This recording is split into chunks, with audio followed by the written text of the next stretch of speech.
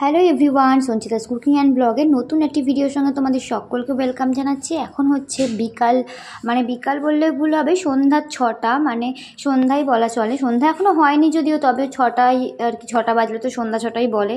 যাই হোক, এখন 6টা বাজে, আমরা 6:30টার ট্রেন ধরবো, সেই জন্য এখন বাড়ি থেকে বেরোচ্ছি। আর যাচ্ছি কোথায় তোমরা তো দেখে বুঝতেই পারছো, হ্যাঁ যাচ্ছি হচ্ছে বাড়ি।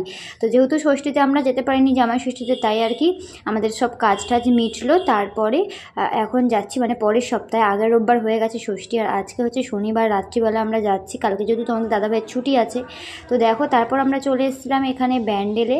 ব্যান্ডেল এখন ঢুকছি, তবে ব্যান্ডেল থেকে কিন্তু আরও কয়েকজন আসবে, তোমাদেরকে দেখাবো কে আসবে।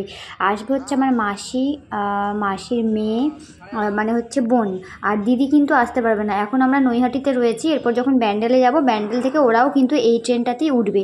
আর তোমাদের দাদাভাই আজকে ডিউটি থেকে তাড়াহুড়ো করে আর কি বেরোবে বলে আর কি, যেহেতু আমার সঙ্গে যাবে বাড়ি, তাই জন্য কিন্তু টিফিনটাও খেতে পারেনি।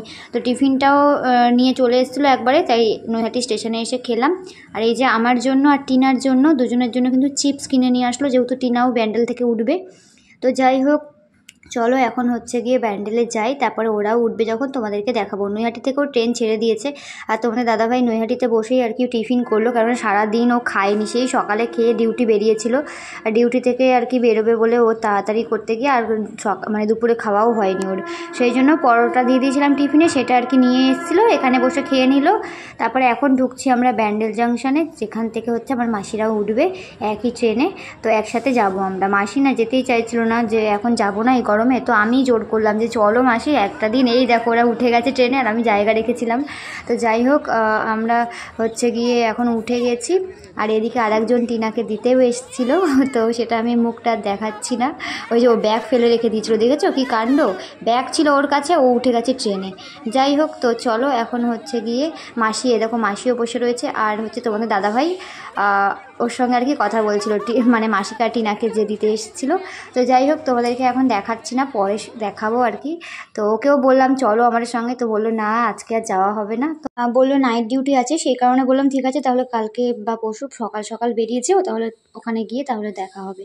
তো যাই হোক, তারপর চলে এসেছিলাম আমরা বাড়ি। আর বাড়িতে এসে একটা কাণ্ড হয়েছে, দেখো টিনা চেয়ার ভেঙে ফেলেছে, মানে চেয়ারে বসেছিল, চেয়ার থেকে উল্টে পড়ে গেছে, কি অবস্থা, আমরা সবাই হেসেই পাগল হয়ে যাচ্ছি। আমি তো মানে যখন ও পড়েছিল তখন তো আমি ভিডিওটা ক্যাপচার করতে পারিনি, মানে তখন এমনভাবে ও পড়ে গেছিলো, উঠতেই পারছিল না। তাই মাসি একদিকে ধরেছে আর ফুচকা একদিকে ধরেছে, দুজন মিলে, মানে আমার বর আর কি, দুজন মিলে দুদিক থেকে ধরে ওকে টেনে তুলেছে। তো কি হাসি, বাপরে বাপ, আর হাসি থামাতে পারছিলাম না আমাদের।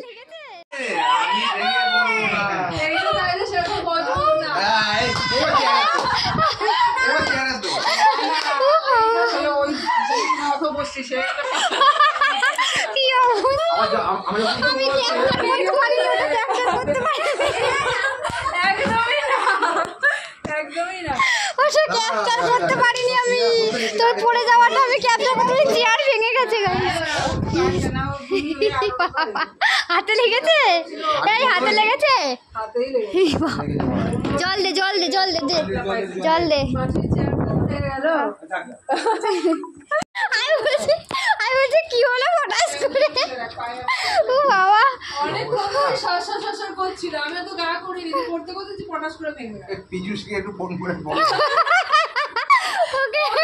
ভিডিওটা পাঠাতে হবে।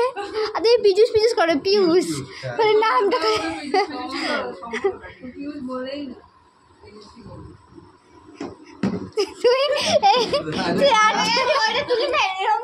ওইটা তোলা হয়নি, তখন তোলা হয়নি।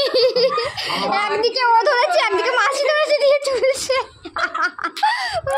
পেট ব্যথা হয়ে গেল। ওর বডি তো চেয়ারের মধ্যে তো এঁটে গেছে, কেউ না তুললে তো ঢুকে গেছে, তো ও তো বেরোতে পারবে না। আরে বাবা, এদিকে ছোট ভীম রয়েছে, ভীম রয়েছে, তাও কত শক্তি। মা বলছে আমি বলছি, সেটা তোর উপর দিয়ে চলে গেল। আর এটা কবেকার চেয়ার বলতো, কয় বছর হয়ে গেল? না না, কয় বছর হয়ে গেল, দুটো চেয়ার একসঙ্গে নিয়েছিল অনেক দিন আগের বছরের। কয় বছর ধরে দেখছিস দুটো একসঙ্গে, দুটো একসঙ্গে।